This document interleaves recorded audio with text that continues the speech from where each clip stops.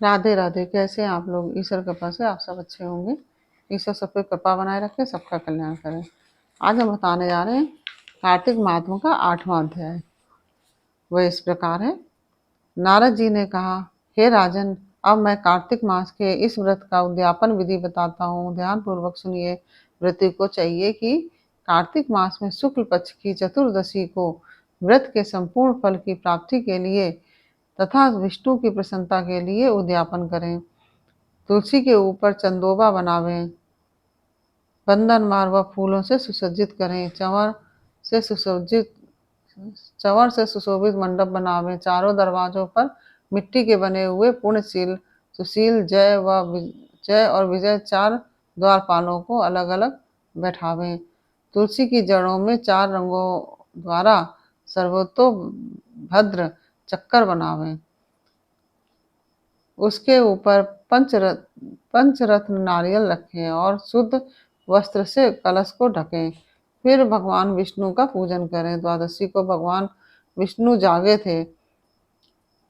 त्रयोदशी को देवताओं ने उनके दर्शन किए थे। चतुर्दशी को देवताओं ने उनका पूजन किया था। इसलिए भगवान विष्णु की उद्यापन पूजा की जाती है।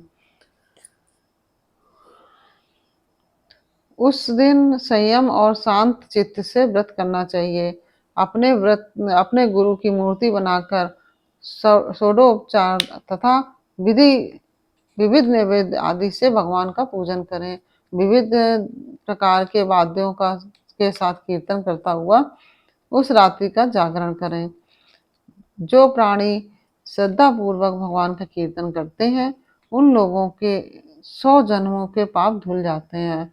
जो व्यक्ति भगवान का नियमित जागरण करके रात्रि भर भगवान का कीर्तन करते हैं, उनको असंख्य गौदान का फल मिलता है। जो लोग भगवान की मूर्ति के सामने नृत्य गान करते हैं, उनके अनेकों जन्मों के एकत्रित पाप नष्ट हो जाते हैं। जो लोग भगवान के सम्मुख बैठकर कीर्तन करते हैं और बंसी आदि बजाकर भगवत भक्तों को प्रसन्न करता है और भक्ति से रात्रि भर जागरण करता है, उसे करोड़ों तीर्थ करने का फल मिलता है। पूर्णमासी को अपनी पत्नी सहित वेद पाठी ब्राह्मणों को या केवल एक ही ब्राह्मण को उसकी पत्नी सहित बुलावें और उन्हें खीर आदि का मधुर भोजन करावें तथा यथाशक्ति दक्षिणा देवें, क्योंकि पूर्णमासी को ही भगवान ने अपने भक्तों को वरदान दिया था और मत्स्य रूप धारण किया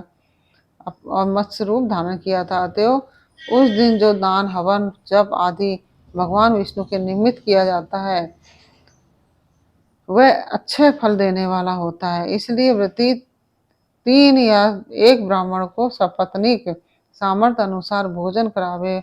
उन ब्राह्मणों को अपनी सामर्थ्य के अनुसार दक्षिणा देकर प्रणाम करे। बाद में भगवान विष्णु की पूजा करके अन्य देवताओं तथा तुलसी व कपिला गाय का पूजन करें। व्रत